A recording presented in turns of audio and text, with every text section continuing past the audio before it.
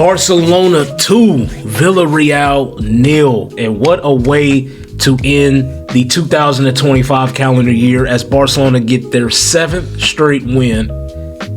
And we're now 4 points clear of Real Madrid in the La Liga standings.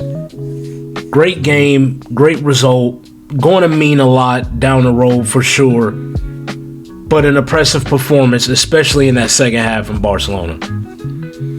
I'm going to be real.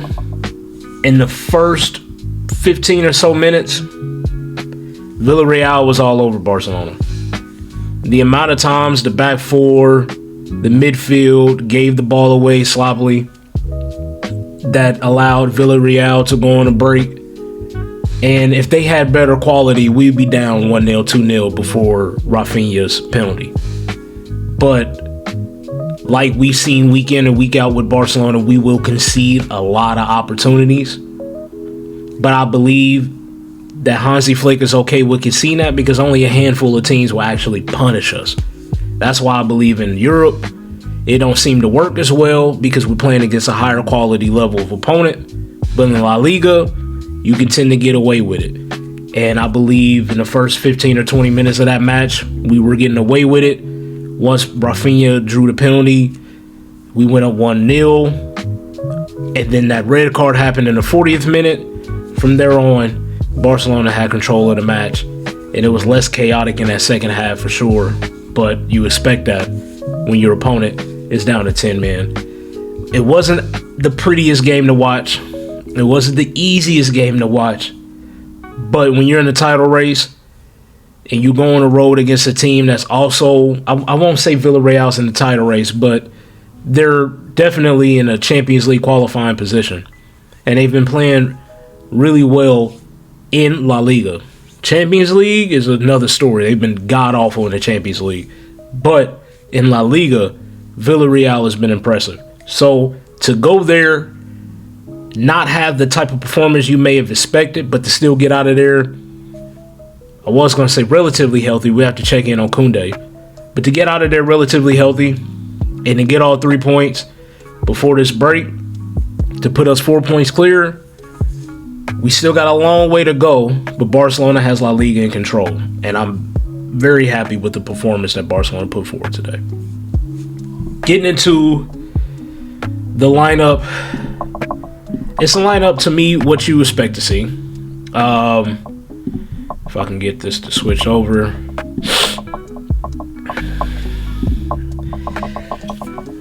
As you can see, we went with our standard 4-2-3-1. We got John Garcia in goal, Koundé, Kubarsi, Gerard Martin, and Balde as our back four.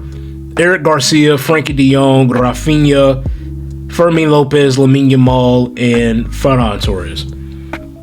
And like I was saying, man, in the first 10 or so minutes, 15 minutes, that back four was looking so shaky, bro. You had Gerard Martin, who he ended up having a solid performance. Wasn't one of his better games, but in that first half, him and Kubarsi was trading opportunities of giving the ball away to Villareal and putting them in on goal. Luckily, we didn't get punished for it, and I won't beat up Gerard Martin for that first half performance because he wasn't even the worst one. Yet again, we're saying this, but he wasn't even the worst one between the two of the center backs. Pau Kubarsi. I want to ask y'all something when it comes to Pau Kubarsi.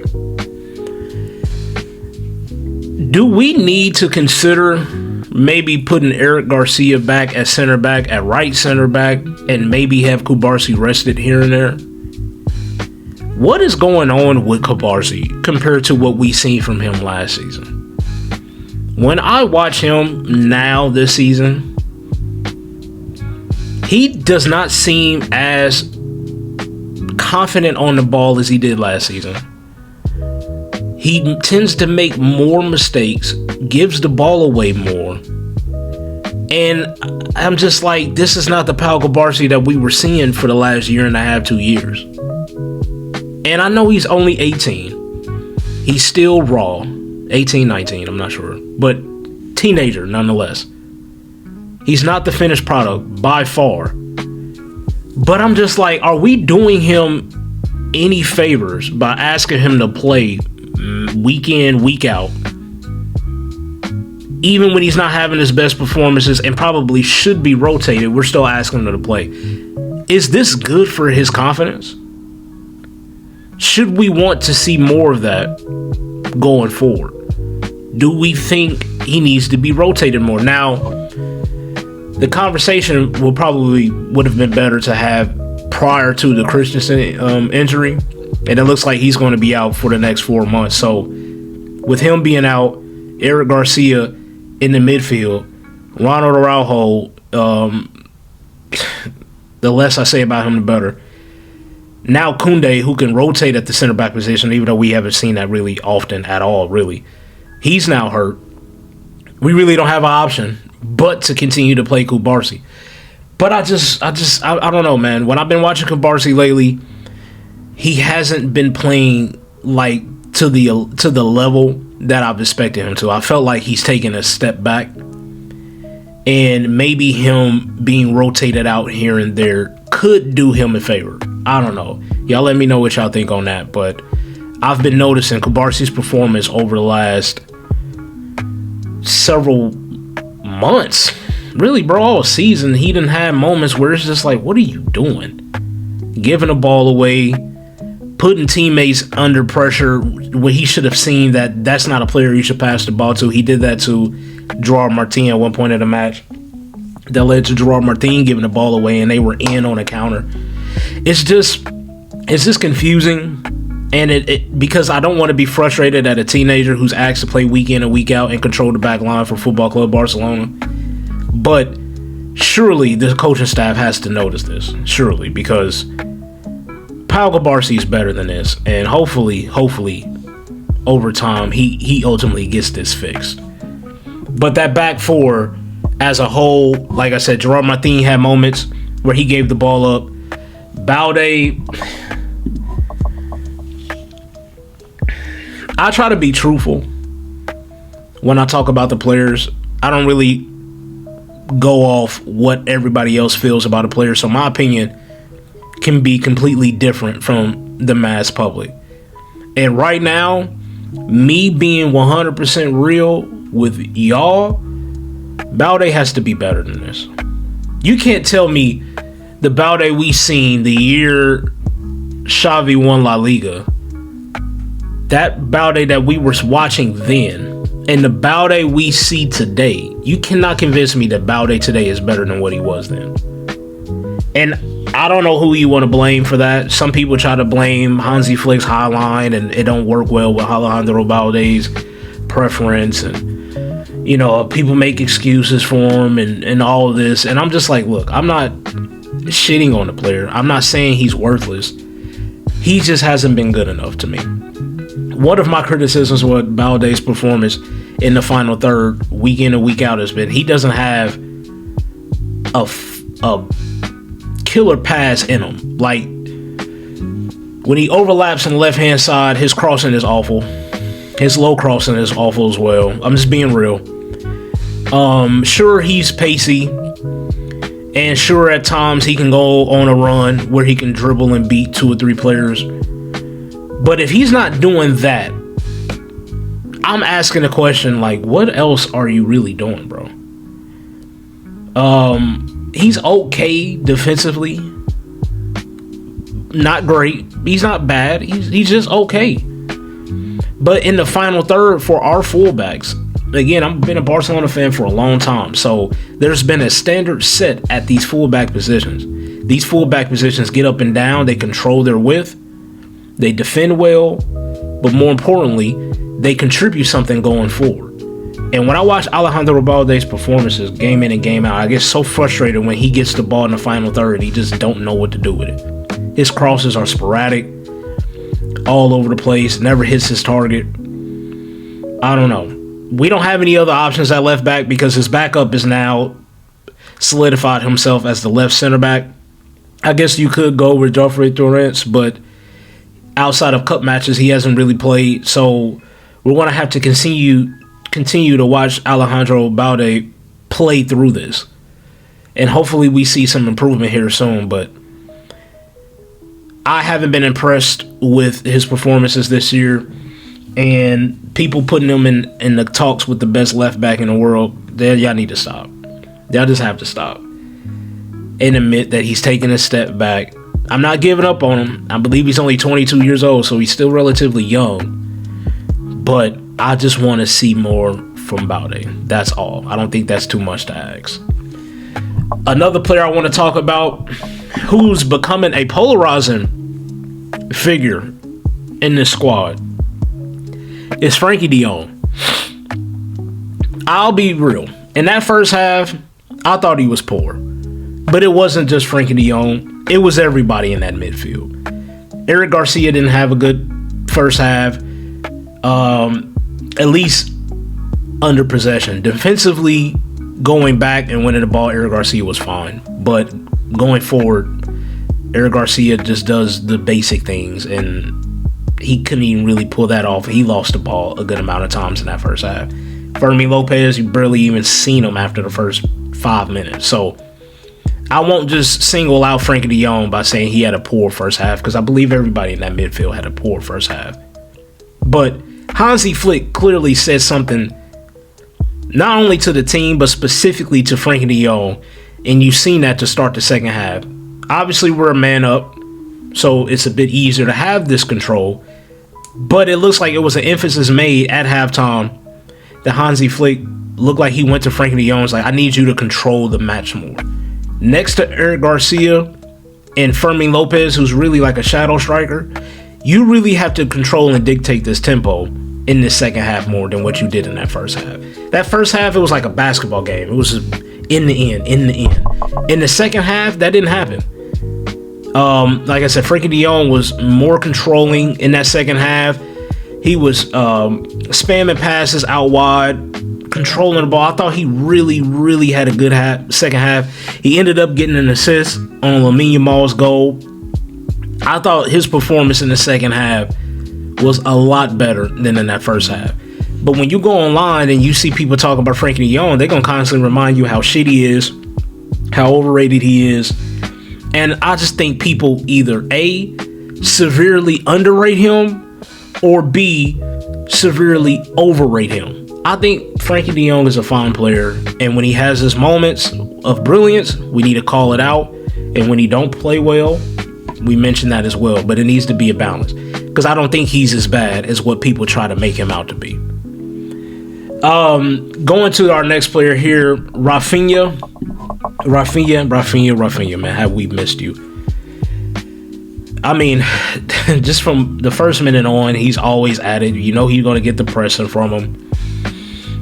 It was his dribbling that drew the penalty to put us up 1-0. He had a moment 10-15 minutes later where he takes a shot about 10 yards outside the box and he hits the bar.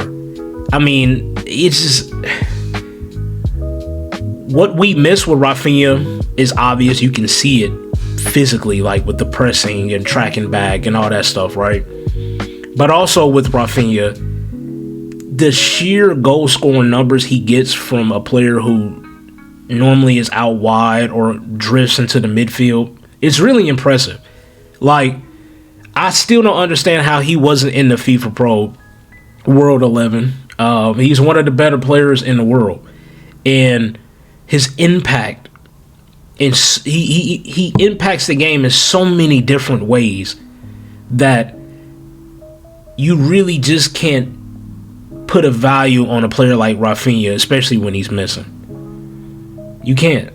Like I said, with Rafinha, man, I'm very happy he's back healthy, playing game in and game out, because he's definitely the type of player that we need on the road at Villareal to unlock their defense, and he did that.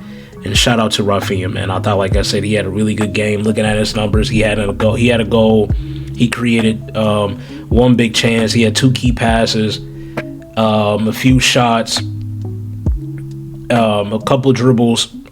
It's just another day in the office for Rafinha. One of the best players in the world for me. Shame on the FIFA Pro World 11, or however the fuck you say it, for not having him in there, because Rafinha, without a doubt, is one of the more impactful and the better players in the world. Lamine Yamal, same for him. In that first half, I was getting a bit frustrated, not necessarily with him, but I was getting frustrated with the fact that I'm keep seeing Lamine Yamal isolated on the right wing, 2 defenders on him, and he can't really do anything with that. Some people online are calling him out like, what's going on with Lamine? He doesn't look like himself. But I'm just like, bro, do you want him to try to take on 2 or 3 players every time he gets the ball? When y'all compare him to Lamine Yamal when he first got on the scene, he was just only seeing 1 defender. After the Euros and the impact and the statement that he made by winning the Euros and being their best player, from that moment on, he's been double teamed. And on the occasion, he can break down the defense while still having 2 defenders on him, but you're not going to ask him to try to do that every single time he gets the ball. So there's going to be times he's going to draw 2 defenders and he's going to pass it back in. There's going to be times where the overlapping run is there. Instead of trying to take his man on, once the overlapping run draws away a defender, he's going to actually just play that ball. What makes Lamine special is his decision making at such a young age. He seems to always make the right move. And when I seen people get mad at him for not trying to take on the whole team, I'm just like, you forget what made you fall in love with him in the first place. It wasn't the fact that he was dribbling through the whole team like prime Messi. He wasn't doing that. He was always making the right decision since he was 15 years old. So I thought his performance today, sporadic at times in that first half, but at times he had some key dribbles, and it was him that drew the red card. It was a nasty challenge from Viega. I'm so glad that Lamine Yamal was able to get back up and continue to play, because that could have been something that derailed our season. Remember the last time we went to Villareal, we lost the starter basically for the rest of the season in Ter Stegen. Now, that wasn't deliberate. It was just unfortunate events, and it led to him being out. And I seen that challenge, and I just started immediately thinking of that. And like, damn, are we about to lose another player at Villareal for a long time due to something that just happened out of nowhere? But like I said, credit to Lamine. He was able to get up. He didn't let that linger. He was able to play on. He ended up getting him a goal from Frankie de Jong's assist. And I just thought he was playing really well. He was able to hold down the right flank. At times, he did float in the middle. And he was able to get intricate play, build up in the middle. Like I said, sometimes in the middle, sometimes out left. I did see him float out there. But I just appreciate that Lamine, no matter what, he's going to keep going. If he loses the ball here and there, he's going to keep going. He doesn't hang his head down low. He's always looking up, looking for the next opportunity to get a goal or assist. And credit to Lamine Yamal for finding that in that second half. I do want to touch on a couple more players. Fermin Lopez, I'm going to be quick on him. Look, he got to show me, he got to warrant why he should be back in the starting lineup before we just throw him back in the starting lineup, if that makes sense. Like, I thought Fermin Lopez was poor really throughout the whole game. He did get more involved in that second half after Hansi Flick had a chance to talk to everybody. But even while getting more involved in the game, he still really didn't do anything. And I'd be like, Barcelona, a player at Barcelona that's playing in the middle of everybody, and he's playing at the 10, you need to have more impact than what he ended up having, especially in that first half. I thought he was really poor in that first half. Second half, he was able to get on a little bit more. He was able to be involved in the link-up play. But all in all, I don't think his performance was good enough.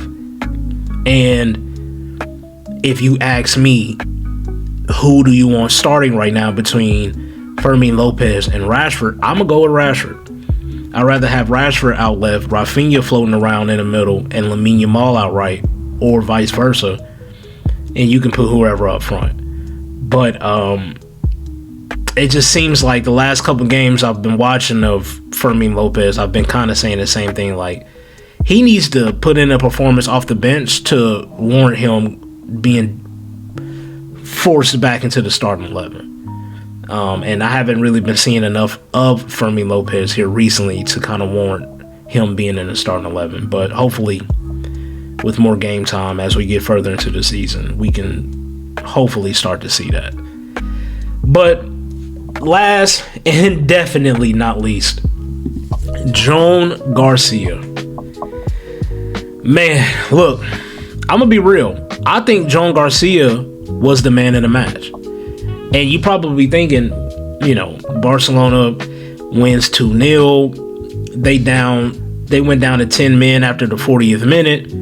Barcelona probably was the one creating all the opportunities. Villareal couldn't get out of their box. So how does John Garcia win man of the match when they played more than an hour, having them player advantage? The amount of saves that John Garcia made today, whether they was onside, offside, he didn't know it at the time. The amount of double saves, one-on-one saves, I almost shed a tear watching John Garcia perform like this, because I haven't felt this way about a goalkeeper controlling the box for Barcelona. I can't tell you how long. I'm genuinely trying to think. Maybe early days, Ter Stegen, before he got on everybody's nerves. He was solid. Claudio Bravo had a good La Liga campaign with us. But even while respectfully they did their thing, it just wasn't like John Garcia's. He's not the biggest goalkeeper in the world, but he is the most reactionary, agile keeper I think I've seen at Barcelona since I've been watching him. Like, real shit. If we had Ter Stegen last year, 2 seasons ago, if we had that version of Ter Stegen in goal, we somehow would have came out of this game either drawing or losing. The fact that we kept giving away, like I said, it wasn't the best performance from our back four. Far from it. Very sloppy, giving the ball away and putting us under immediate pressure. But every single time, John Garcia was there for the rescue. I could not be happier with the board for making a sensible transfer like John Garcia. We needed an upgrade at the goalkeeper position. We knew he wasn't going to cost a lot. He was La Liga experienced, and he's young. All of that checks the board, and yet in the past, I felt we would have ignored him and went for somebody else that wouldn't have worked out. But Barcelona did the simple thing by making sure they got this over the line, and that may turn out to be the signing of the season for us. Because as well as we played at times going forward, and they had to play over 60 minutes down to 10 men, there were still a lot of opportunities that they created. And if it wasn't for John Garcia, we may have dropped points today. Just maybe. But shout out to John Garcia. Shout out to John Garcia having 5 saves. And for me, I believe he was the man of the match. And when you're playing against 10 men for over an hour, and your goalkeeper, though you win 2-0, comes out man of the match, that should tell you everything that you needed to know about that game and his performance individually. But look, was it the prettiest game? No. Was it the easiest game? No.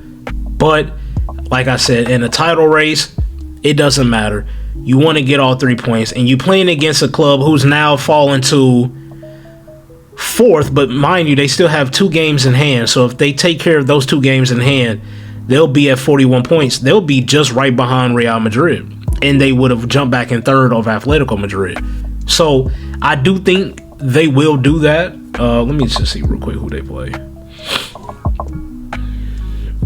They just played Barcelona, so they got Elche and Deportivo Alaves. I think they will win both of those games and will jump back up to 3rd. So Barcelona just went into the 3rd best team in La Liga without their, I would say, our best player in Pedri, because his presence was definitely missed today. We just went there without our best player, under the pressure of being at Villareal, goalkeeper having to make save after save, the defense giving the ball, all that being said, and we still came out of there with 3 points. We still came out of there with 3 points, and I don't think a lot of teams will be able to say that they can do that by the time this season ends. Because Villareal is very solid, and they have one of the better defenses in all of La Liga. So I was impressed, taken away with Barcelona's performance. Very happy with how the squad ended the season as we go up 4 points, man. And hopefully we can keep this up. Hopefully when Pedri gets back, he's back to himself. And this is not an injury that's going to linger throughout the rest of the season, because I do not enjoy watching matches when he's not in our midfield. It must be said. But I won't complain. I'll take the 3 points. What a way to end the 2025 calendar year. And a nice little cushion that Barcelona has to end this calendar year with having 4 points cleared. Like I said, La Liga's not over yet, but we put ourselves in a comfortable position, to say the least. I want to know what you guys thought about the match. Who'd you think was your man in the match? Any problems with the starting 11? Yeah, man, just let me know all that. I appreciate y'all for watching. As always, if y'all haven't subscribed, please do. We on our way to 200. I believe I'm just 9 subscribers away. So definitely help your boy out with that. If you already subscribed, please like the video. Liking the video helps get the video out there for other people to see, so they can be able to join. And yeah, man, that's it. That's really all I got to say on this match. A fun match. Got it out the way early in the day, and now we're just going to chill, man. Just going to chill and just watch other games and just kick my feet up, man. Maybe watch some American football. So who knows? But I'm going to get up with y'all in the next one. Until then, two-tone out. Peace.